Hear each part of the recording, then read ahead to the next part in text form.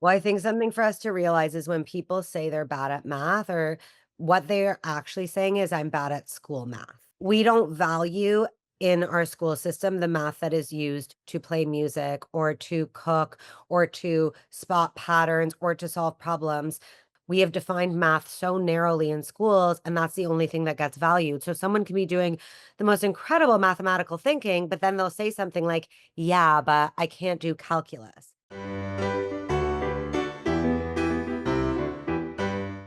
Good afternoon, everyone. This is Gretchen Rowe for the Demi Learning Show, and I am so excited to invite Vanessa Vaccaria to join me for this conversation.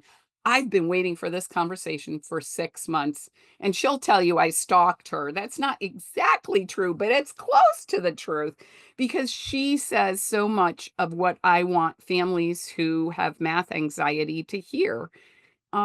It's a contrived thing. We need to figure out how to get rid of it, and Vanessa's gonna talk a whole lot about that. So, Vanessa, welcome all the way from sunny Canada, and, tell us a little bit about you. Well, first of all, thank you so much for having me. I feel honored and I appreciate all the stalking. It was consensual, all good.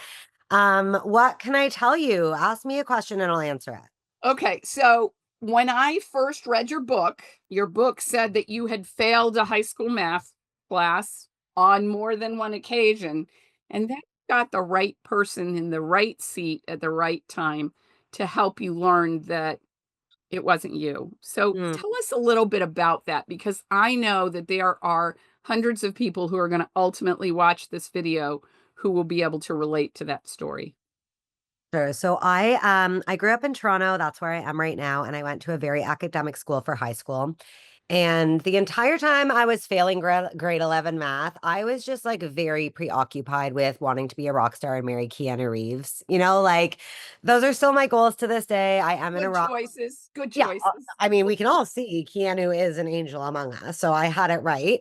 And I was always told that it made sense I was failing math because I wasn't a math person. So, teachers would say to me, "Well, don't worry about it. Not everyone needs to be good at math. You're more of a left brain person. You're more of the creative type." And I kind of internalized that. And I was like, yeah, like 100%. I meant to live in Hollywood and like be on the red carpet. Math is not for me.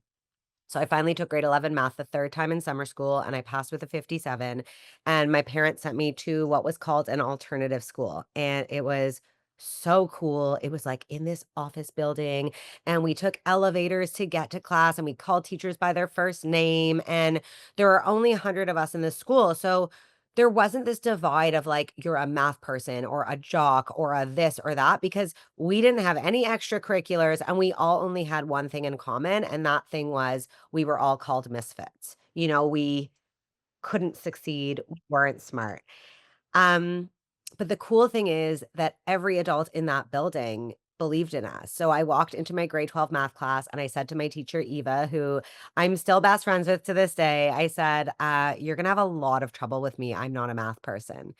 And she looked at me and she said, I'm sorry, you're not a what? And I said, oh, I'm not a math person. And she looked at me and said the words that would forever change my life. And she just said, that's not a thing. And it really changed everything for me. It's not like I suddenly became a math genius. And yes, she was an amazing teacher, but the transformation was that if there was no such thing as a math person, when I was faced with an obstacle or didn't understand a concept which happened all the time, I would seek help. I knew there was a way to do it. I no longer believed that I was simply born at a deficit when it came to math. And so I left that classroom. I ended up with a 98% in that classroom. I got 100% in first year calculus. It's not about the mark. We don't care about grades. But the point is that I suddenly became a person who, instead of asking, what else can I not do, started asking, what else can I do? And that's why I'm here doing the work I'm doing today. And so tell us how you got started, how you became the Lady Gaga of math, because I love that title. I think it's hilarious. But I think it's also having listened to your podcast and watched some of your YouTube channel might be the truth. So tell us a little bit more.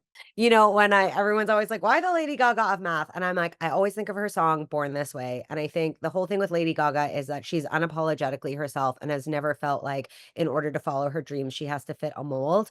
And I think one of the most restrictive things in math is we feel that in order to be good at math, and I'm using air quotes for those of you listening to this on a podcast, um, we have to act a certain way, look a certain way, follow specific rules, do math a particular way. And that's what makes so many people feel like they're not good at math, even though they're doing math every single day. So I after that experience in that classroom, I was like, oh my God, like I need to break this myth. Like, I know so many people who believe they're not math people. Like, I need to do this work. And I ended up doing my master's in math education um, at the University of British Columbia. And my thesis was called Imagining a World Where Paris Hilton Loves Math. And I studied all of these stereotypes and media representations that keep so many of us, at the time it was specifically focused on women, what keep us feeling like we don't belong to the world of math. So for example, the fact that it's 2025 and we still haven't seen a single movie where the cheerleader character is good at math, you know, um things that tell us in order to be a mathematician you have to be antisocial, you can't have a relationship, you can't be into sports, you can't be into fashion. So it basically asks so much of it leads to like a widespread math trauma of unless we fit this mold, we never feel like we're good enough. We never feel like we belong.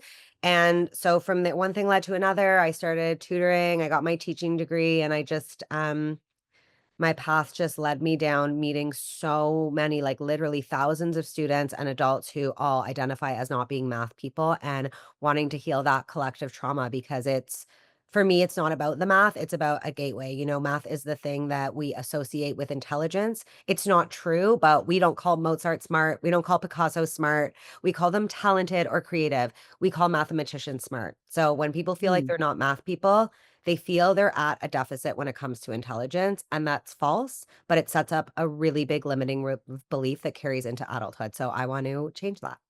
You know, I read that in your book, and boy, your book is amazing. It's on the Yeah. floor here behind me, and I might get up and turn my back to the camera and pull it up in a second. But I love that because we all have self-limiting beliefs, and if I had a quarter for every time a parent has come up to me and said, "Well, you know, this is my daughter Vanessa, and she's wonderful, but she's not a math person." It's hard not to say, what does a math person look like? You know, Mm. we have this misapprehension right out of the gate, and that's not really true either. Yeah. So, how are you changing these conversations? Tell us a little bit about some of the conversations that you're having, particularly with kids, to change their mindset. You know, I do a lot of work with teachers now. I do a lot of professional development with them, but my favorite work is with kids. So I have a tutoring center in Toronto. I have for 13 years. And so I get to work with kids one on one. I get to have amazing tutors that all represent math differently, work with kids one on one. And my best moments are in exactly that is when a kid says something like, well, I'm not good at math or I'm not a math person, simply asking why they think that and Mm. listening to the incredible, range of myths that pour forth from them. You know, I'm not fast. I have to work really hard at it. I'm only getting a 70%. All of these things that school has taught us to associate with mathematical ability, which are simply false. So, the coolest thing about my work is actually just the asking of the question why and then using evidence to break myths that kids hold. So like, you know, obviously I know we'll talk about many more strategies, but one of the easiest things we can do as adults is just interrogate someone's perspective by asking why and then finding factual information. Really, like every mathematician is fast. Let's look that up. You know, you'll find that two of the Nobel Prize winners in mathematics claim that their biggest strength was that they took longer than everyone else to get to the answer. You know, like you can always find this counter evidence, asking kids where these beliefs even come from. Like, why do you think being good at math means you don't work hard at it? Like, where did you get that belief? Often you'll find underlying trauma, something they've been told, a way they've been chastised, and the healing really starts there. And I really believe that that emotional component of a relationship with math is foundational to the cognitive. So once you You know, break, one of the things I learned in watching some of your YouTubes is that you don't you are adept at asking who told you that without saying that Mm, sentence. And that to me is fascinating because what you do is you give them entrance to thinking about where did that misbelief come from. And Mhm. unfortunately, in a lot of situations, we have a generational problem because, particularly with homeschool families, I'll be honest, that was the last thing I wanted to do in a day was math. But I became a homeschool mom because my kids weren't being well served in the public school in mathematics. Mhm. I wanted my kids to have more opportunities, so that meant I had to do something different. Yeah. And so where do you percentage-wise, do you see this more often from boys or from girls? Um, I think that's a hard question to answer just because it depends who I'm around, but I would honestly say that I think it applies to everyone. I think you definitely see it from different populations who have been traditionally marginalized in math. So for sure, yes, you'll see it in more girls, in more kids of color, like in kids from different socioeconomic groups, Mhm. because it is generational. And these stereotypes and these tropes around what it means to be good at math are rooted historically in masculinity, right? I mean, there was a time when women weren't even allowed to do math because their brains were too fragile, right? So like you have to think like this all does stem from somewhere. And if you look at the statistics, if you look at, for example, like let's take a random statistic that could be applied to this. Like let's look at post-secondary enrollment in math related fields. Mhm. It's abysmal when it comes to just simply if you just want to look at gender, it's abysmal, right? You'll still hear girls now who will say, I'm the only girl in my mechanical engineering class at university. So I think it really doesn't serve us to um, deny that there is a historical problem there. And it's actually really important for us, especially as teachers, homeschoolers. I always say we're not all teachers of math, but we're all teachers of math attitudes to just pay attention to it, right? Attention to what the people around us are saying. Do you notice it? Do you notice those statements coming more from certain people? Why? Like, why is that? I think why is the really important question. Right. I love that you said that why is the important question, and I think, we have to break the generational curse with our own self before we can break it with our children. I know when I came to work for Demi Learning, um I had been a homeschool mom 21 years at that point in time, and I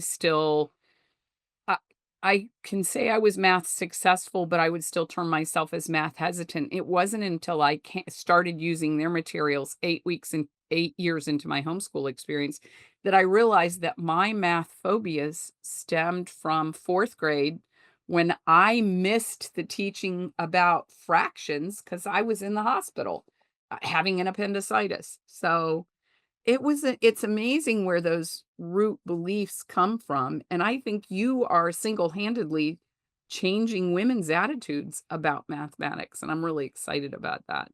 Well, thank you. It's definitely not single-handed, and there's so many people out there doing the work, but I appreciate being a part of that Yeah, community. but you know what you're doing? You're doing it with a sense of humor, and you're doing it with the ability to get people to confront their own misbeliefs, and sometimes that's really hard to do, but you do it in a wonderfully wild, gentle way that is compelling, I'll put it that way, so Thank you. That So means a lot. tell me what you're seeing with the adults that you're working with, the instructors. How are you seeing attitudes change, or how can you help us see that attitudes need to change to be able to help kids be successful? There's so much incredible stuff that's happening. And I think so many, even with a 1 hour conversation with teachers who might have their own math trauma, simply being validated for being like, you know what? Yeah, actually, I believe this because like in grade 4, I had this crazy timed test and my teacher put the mark up in front of the whole class and I was so embarrassed. And that stuck with me. Even being able to remember that moment, feel validated because of it, and realize it's not a personal fail. You weren't born hating math. Something usually happened in order to create, kind of trigger that shutdown.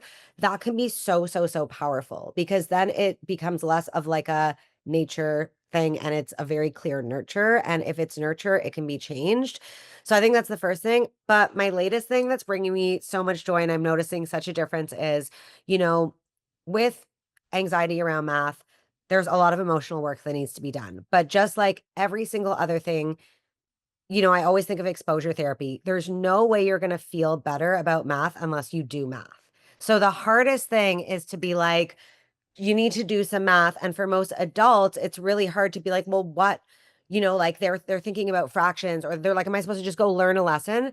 So my favorite thing, and this is a plug that I should be sponsored for, Duolingo has added math as a language to their app. So you can download Duolingo for free and get math. And there's an intermediate and a basic, and it's like literally like adding or, whatever. And I now have a group of 10 people that have joined, 10 math anxious teachers, and they have been doing it for 2 weeks. And what's coming out of them is so fascinating to be like, oh my God, like, I'm realizing that I'm better at this thing than I thought. Or I actually noticed my self-talk as soon as the fraction unit came on the screen. Like it had nothing to do with my content knowledge, but my self-talk started becoming really negative. And it's really cool to be like, yeah, it actually works. As you're doing this is simple math. You might struggle with some of it. Like it's Duolingo, so it's 3 minutes a day. But even if just exposing yourself to this thing that's so scary for 3 minutes a day, whether or not you get anything right or not, you're starting to see that doing math is not this catastrophic thing. It's happening between you and your phone. And um it's really, I think that in conjunction with the emotional piece and the validation has been really, really powerful to be like, here's a really low stakes way for you to be doing school math, the thing you're scared of, right? Um, and noticing that nothing catastrophic is happening. And now as an adult, you're even going to surprise yourself with what you know and what you don't know. That is so cool. I did not know that. It's been worth the conversation just for you to tell me that. They added music too. Wow. I think it's cool. I think it's like them kind of being like math and music are languages. Well, and I often have this conversation with particularly with girls when they tell me, "Well, I'm not a mathematician. I'm not very good at math." And I'll say, "Well, what do you like to do?" "Well, I play the piano." Or "I like to cook." I'm sorry, you can't do either of those things without having a mathematical proclivity. So, I think that is huge. Well, I think something for us to realize is when people say they're bad at math, or what they're actually saying is, I'm bad at school math. So we don't value in our school system the math that is used to play music or to cook or to spot patterns or to solve problems. We have defined math so narrowly in schools, and that's the only thing that gets valued. So someone can be doing the most incredible mathematical thinking, but then they'll say something like, yeah, but I can't do calculus. And it's again the hierarchy we've created of what math is valuable and what isn't. And we could do some real digging into why that math has historically been valued, what it's actually used for. We have valued rule following and copying the teacher, not Mm. critical thinking. So there's a lot to dig into there of, again, when homeschooling, or if I'm the one teaching something, I've got to put an extra effort into saying, hold on a second.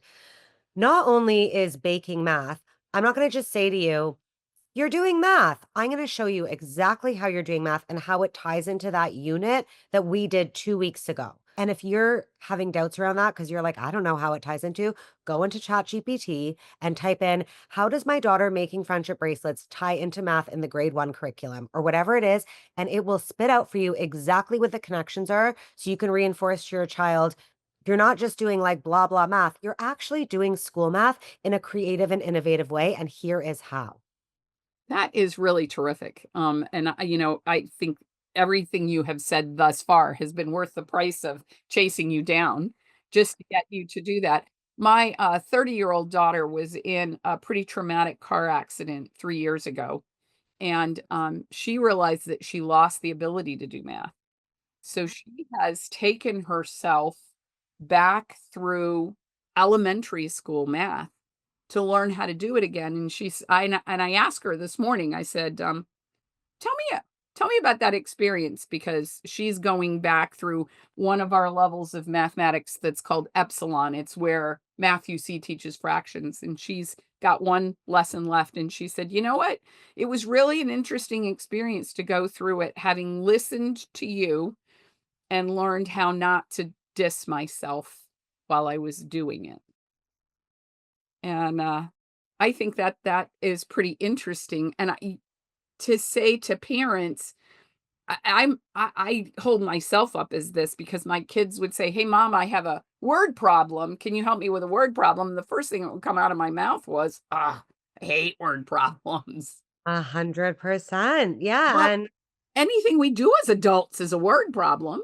my friend Deborah Peart says, instead of calling them word problems, we can just start calling them stories because that's exactly what we're doing. We're in our lives, there are stories that involve math, right? We're like, oh my God, I got to pick my kid up at this time, but I have to leave by this and do this. It's like it is a word problem, but it's actually the story of your life, right? So if we can just change that framing a bit, it's like it becomes something we're already doing. Right. So tell us a little bit. I want to step away strictly from the math conversation. You're also a musician. So tell me about your musician's journey and how that has tied in so beautifully with your math experiences. I think probably the biggest tie-in is just a story around failure. The idea, I'm in a rock band. I've been in a band for 13 years. Um, and it's creation and rejection. So, I am not, I took piano lessons when I was younger, but that was kind of it. And it's all just been learning through. Like I didn't know how to write a song or play with other people or I like perform or any of this stuff. And I think music is one of those things, especially singing, that gets a reputation as you're either born with it or not, right? You're born with this musical talent or you're not. And I've had a really, really interesting journey with even my vocal coach who, um, I would say to her, "Well, yeah, but like certain people can only sing in certain ways. Like I'm never going to hit certain notes." And she has since day one been like, "That's not true." And I think it's very much like math ability where you think, "Yeah, but you have a limit." And she has taught me how to extend my vocal range like an entire octave. And I thought there was like a physical limitation to it. Again, just like people think with math. So it's been really interesting to be the person to be like, I'm basically saying I'm not a math person, but for singing, and have this coach like tap into techniques and explain the science and teach me in ways that I didn't know how to sing to really change my voice. And I always think about that. We all have our thing in the world where we think, but I'm not a blank person. For a lot of us, it's math. For a lot of us is I'm not a public speaking person. I'm not a musical person. I'm not an athletic person. And I think that's been really interesting to tap into where our limiting beliefs lie and how breaking through them can really open up so much for us. What was it like? See it now I want to go back to the high school Vanessa who for the first time started to begin to experience math success with that teacher that was so life-changing for you. Can you talk a little bit about how that changed your headspace? Because I would imagine that that was not isolated to math. I think it really just made me wonder, for myself, what else is possible? Like, even the idea of music, like, I've always wanted to be in a band, but I tried out for Canadian Idol, waited in line 8 hours, sang three words of I'll Never Break Your Heart by the Backstreet Boys, got told to go home. Like, I think it really like interrogated that sense of what is failure? Is failure the end of the road, or is it when you realize that not getting what you want isn't so bad, so you can go after what you really want finally? Like, there was a lot of, for me, it's just a sense of wonder and possibility, which actually is what math is all about. It's that idea of um, approaching life with curiosity instead of a specific outcome in mind. So that is why I'm so passionate about this. Again, it's not, math is a very important skill, obviously, but for me, it's about so much more than math because I think when we bust through that limiting belief of I can't do math, we start to wonder what else is possible for us. Right. And I it amazes me in the conversations that I have seen you have, how you so gently create the opportunity for people to start thinking in positives instead of negatives. Math, there you go. What are you talking integers to me? Okay. Give us a few directions now for the adults in the room. Okay. Tell us about your YouTube channel. Tell us about the title of your book. Okay, so it's called Math Therapy. It came out on Keanu Reeves' birthday, September 2nd. He's a Virgo. And you can get that on Amazon or directly from Corwin. If you order it from Corwin, you can use the code RAVEN25 to get 25% off. And for sure, it's for anyone who has their own math trauma or wants to help their kid heal theirs. It's like a 5-step process, chill vibes. It's written the way I speak, so it's not like boring and academic. I have a podcast called Math Therapy.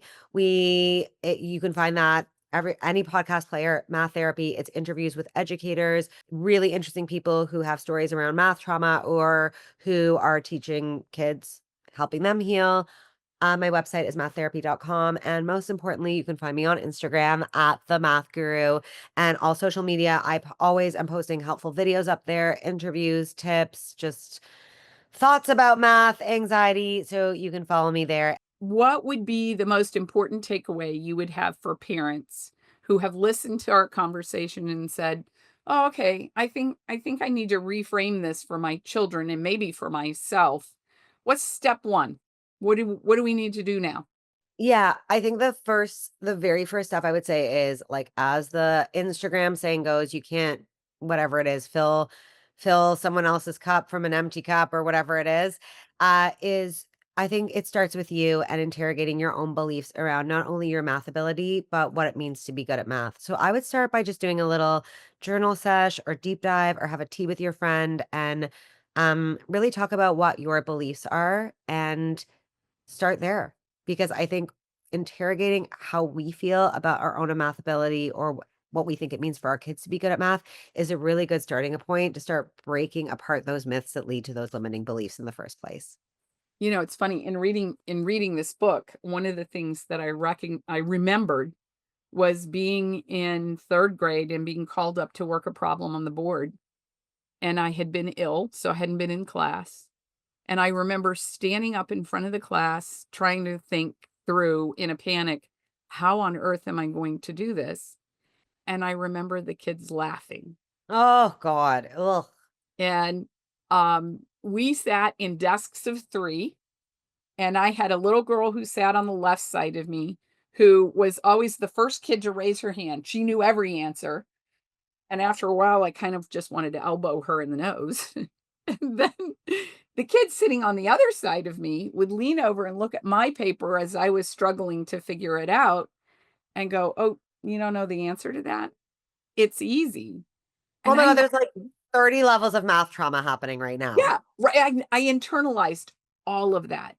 And the only reason I say that in these closing minutes is because everyone who says they're not good at math has a story like that. And 100%. you need to find it, and if nothing else, kill that beast so that it doesn't continue to affect you. 100%. Name it, draw it. There's your math monster. It's the full moon in a few days. Go burn it into the sky, do whatever. I think that's awesome. Vanessa, I want to thank you so much for spending this hour with us. It's gone way too fast, And and no, I thanks just for really having have enjoyed it absolutely thoroughly. It has been an amazing experience, and I might drag you back on here someday to have a conversation, particularly about high school mathematics and the potentials you see for girls for mathematics in the future. That would be a really interesting conversation. Be juicy. Well, thank you for having me and thank you for all the incredible work you do. And your audience is so lucky to have you. And thank you for making me a part of the community. Oh, I am delighted to have you. And in our show notes, everybody, while you were scrambling to write down all those things and places to find Vanessa and her wisdom and her content, everything will be included in the show notes. I want to thank all of you for allowing us to step into your living rooms yet again this week. I know you found this conversation valuable, as did I. Vanessa, thank you for your time, and we'll look forward to joining you all again soon. Take care, everybody. Have a wonderful afternoon. Thanks again for joining us. We're glad to be a part of your educational community. You can help us grow our community even more by rating, reviewing, and subscribing to the show wherever you may be hearing this. Don't forget that you can access the show notes and watch a recording at demilearning.com/show or on our YouTube channel. We'll see you again next time. Until then, keep building strong foundations for lifelong learning.